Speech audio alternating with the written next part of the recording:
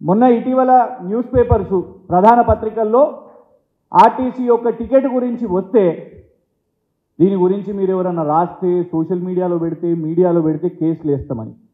మరి ఇది కాంగ్రెస్ ప్రభుత్వమా కేసుల ప్రభుత్వమా? వాళ్ళ కాంగ్రెస్ నాయకుడే ట్వీట్ చేసిండు ఈ టికెట్ని.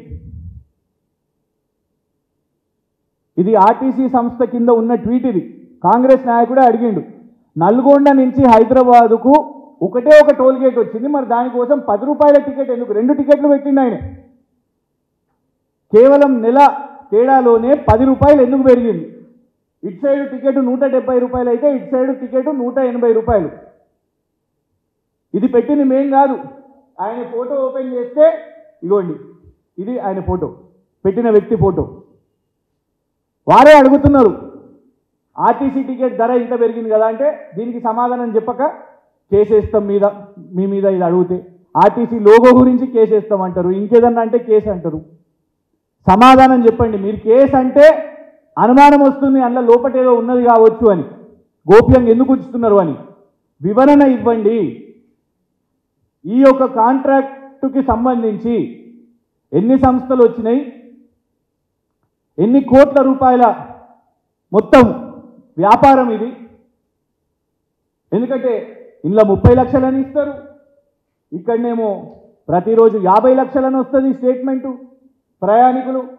ఎందుకంటే ఇప్పుడు 30 లక్షలు అన్నా కూడా ఒక యావరేజ్ అయితే రేపు 40 లక్షలు కావచ్చు, ఒకరోజు పండుగ రోజు ఇంకెక్కువ కావచ్చు. ప్రతి ఒక్క టికెట్ పేరు మీద అక్కడ మరి కమిషన్ వస్తున్నప్పుడు మంత్రి గారికి ఎంత ముడుతుందో అందుకే ఇంత గోప్యంగా ఉంచిర్రా? గతంలో కేసీఆర్ గారి ప్రభుత్వంలో అందుకే కదా టీఎస్ ఐపాస్ అయినా టీఎస్ బీపాస్ అయినా ఈ ప్రొక్యూర్మెంట్ అయినా టీఎస్ అయినా కూడా నేరుగా ఎలాంటి హ్యూమన్ ఇంటర్ఫేస్ లేకుండా టెండర్ల ప్రక్రియలు జరిగినాయి, ఓపెన్గా జరిగినాయి. అలాంటిది మరి వాళ్ళు ఎందుకు దీన్ని గోప్యంగా ఉంచుతున్నారు? పొన్నం ప్రభాకర్ గారు సమాధానం చెప్పాల్సిన అవసరం ఉంది. మొన్న ఇటీవల న్యూస్ పేపర్స్ ప్రధాన పత్రికల్లో ఆర్టీసీ యొక్క టికెట్ గురించి వస్తే దీని గురించి మీరు ఎవరైనా రాస్తే సోషల్ మీడియాలో పెడితే కేసులు వేస్తామని.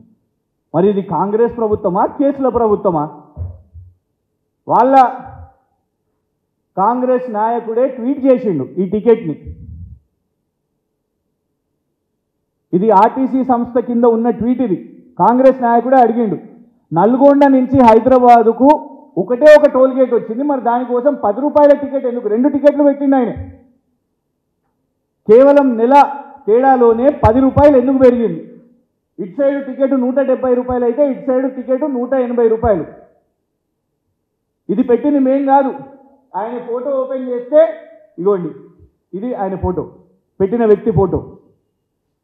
వారే అడుగుతున్నారు ఆర్టీసీ టికెట్ ధర ఇంత పెరిగింది కదా అంటే దీనికి సమాధానం చెప్పక కేసేస్తాం మీ మీద ఇది అడిగితే.